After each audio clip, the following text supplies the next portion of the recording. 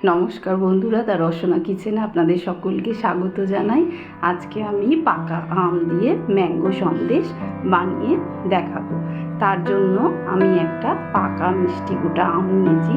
সেটাকে আমি দু টুকরো করে চামচের সাহায্যে মিক্সির মধ্যে আমটাকে ছাড়িয়ে নিয়ে নেব। খোলাটাকে আলাদা করে দেব, দিয়ে আমের শাঁসটাকে নিয়ে নেব। আর এর মধ্যে ভালো করে আমি দিয়ে দেবো আমের সব শাঁসটা চেঁচে খোলা থেকে দিয়ে দেবো। আর আমি 2 লিটার দুধ নিয়েছিলাম, সেই দুধ থেকে ছানা কাটিয়ে রেখেছি। খুব বেশি জল ঝরানোর দরকার নেই, মোটামুটি একটু জল ঝরে গেলে সেই ছানাটা আমি মিক্সি জারের মধ্যে দিয়ে একটা স্মুথ পেস্ট বানিয়ে নেব। আমার পেস্টটা দেখুন বানানো হয়ে গেছে। এইভাবে ছানাতে আর আমেতে ভালোভাবে মিশিয়ে আমি পেস্টটা বানিয়ে নিয়েছি।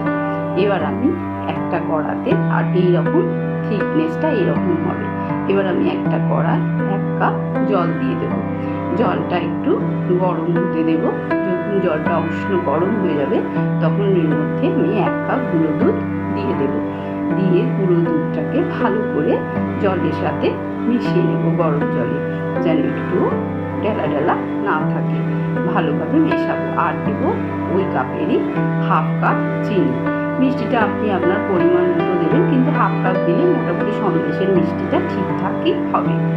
দিয়ে ভালো করে চিনিটা যতক্ষণ না গুলে যাচ্ছে ভালোভাবে গ্যাসটাকে জোরে করে ফুটিয়ে নেব। তারপর আমি ওর মধ্যে ওই ছানার পাতটা যে মিক্স করে রেখেছিলাম সেটা দিয়ে ভালোভাবে নাড়াবো। খুব ভালোভাবে মিশিয়ে নিতে হবে। ভালো করে না মেশালে ডেলা ডেলা থাকলে কিন্তু হবে না।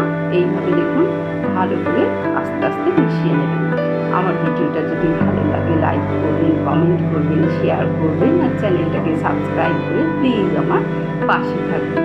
যখন খুব ঘন হয়ে আসবে তখন কিন্তু এইভাবে ছেটকাবে, একটু সাবধানে করতে হবে তখন। আবার যখন এই পর্যায়ে আসবে তখন আমি এর মধ্যে 1/2 লেবু কেটে তার রসটা দিয়ে দেব। দিয়ে আরও ভালো করে নাড়াচাড়া করব। খুব ভালোভাবে নাড়তে হবে। এই সময় একদম খুন্তি ছাড়া যাবে না, তাহলে কিন্তু নিচে লেগে যাবে। ভালোভাবে নাড়াচাড়া করে নিয়ে এরকমভাবে যখন আস্তে আস্তে দেখবেন কড়ার গা ছাড়তে শুরু করেছে, শুকনো হয়ে যাবে, এইরকম সন্দেশের আকারের মতো হয়ে আসবে, শুকনো শুকনো, আর তাতে বেশি জল থাকবে না, তখন খুব ভালোভাবে নাড়াচাড়া করে গ্যাসের ফ্লেমটাকে মিডিয়ামে রেখে আমি নাড়াচাড়া করেছি। আমার সন্দেশ রেডি হয়ে গেছে বানানোর জন্য। এবার আমি একটা কেক টিন নিয়েছি, আপনারা যে কোনো জায়গায় নিতে পারেন। তার মধ্যে একটু ঘি ব্রাশ করে দিয়েছি, দিয়ে একটা বাটার পেপার দিয়ে দিয়েছি। এবার তার উপরেও আমি একটু ঘি ব্রাশ করে দিলাম। এবার এটা একটু ঠান্ডা হয়ে গেছে।